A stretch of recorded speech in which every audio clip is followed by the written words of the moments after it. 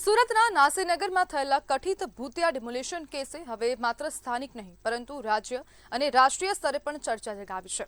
આ કેસમાં હવે સીધી વડાપ્રધાન કાર્યાલય પીએમઓની નજર મંડાતા સમગ્ર રાજ્યના વહીવટી તંત્રમાં ભૂકંપ આવ્યો છે। કહેવાય છે કે ગરીબોના ઘર તોડવા માટે માત્ર વહીવટી તંત્ર જ નહીં પરંતુ કાયદાની રક્ષા માટે જવાબદાર ખાખી વર્દીનો પણ ભરપૂર દુરુપયોગ થયો। એસએમસીના કમિશનર એમ નાગરાજનને દિલ્હીથી સીધું તેડું આવતા તાબડતોડ દોડી ગયા છે।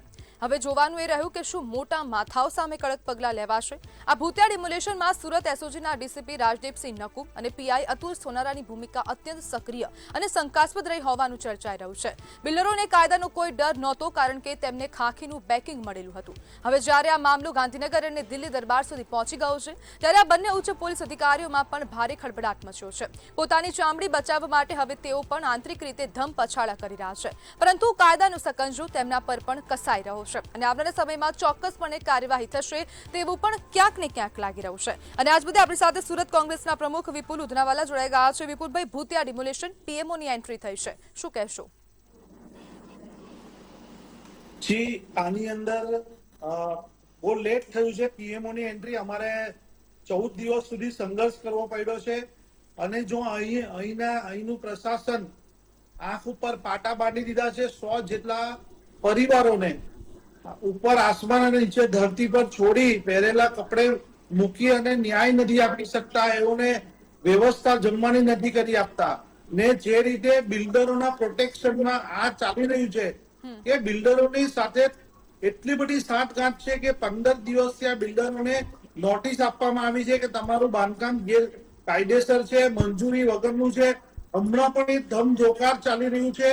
આ ખાલી ફોન અને રીલ અને એક જાતની સોશિયલ મીડિયા સાથેની પેલી ટ્રાયલ ચાલતું હોય એવું જ ચાલી રહ્યું છે। હજુ કાગળ ઉપર કઈ પણ વસ્તુ દેખાતું નથી। આ લોકોને ન્યાય આપવા માટે કાગળ પર કોઈ પણ પ્રક્રિયા થઈ રહી નથી। વિપુલભાઈ, પીએમઓની હવે એન્ટ્રી થઈ છે, આપને શું લાગે છે કે મોટા માથાઓની સામે કાર્યવાહી કરવામાં આવશે કે કેમ?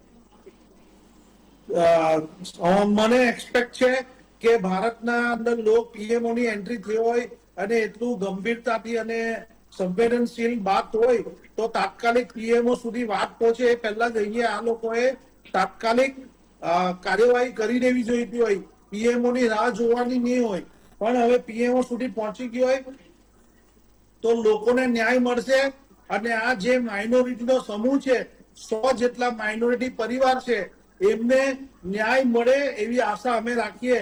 કે નહીં મળે તો અમે કોર્ટ ન્યાયાલયમાં પણ જઈએ છીએ અને અમે વિધાનસભા અને લોકસભા પણ આ બાબત સર લડશું।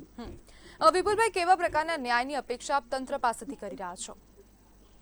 અમે ન્યાયની કે આ લોકોની સાથે જે અન્યાય થયો છે, અમે જે 100 લોકોના ઘરની અંદર લૂંટ થઈ અને લૂંટ થઈને એના ઉપર બુલડોઝર ફેરવી દેવામાં આવ્યું, તે પણ પોલીસ પ્રોટેક્શન અને યુનિફોર્મ વાળા કર્મચારીઓ સાથે રહીને આ ધંધો કર્યો છે। આજે વિપુલભાઈ, આપ કયા પ્રકારની લૂંટની વાત કરી રહ્યા છો? વિપુલભાઈ, શું કહ્યું?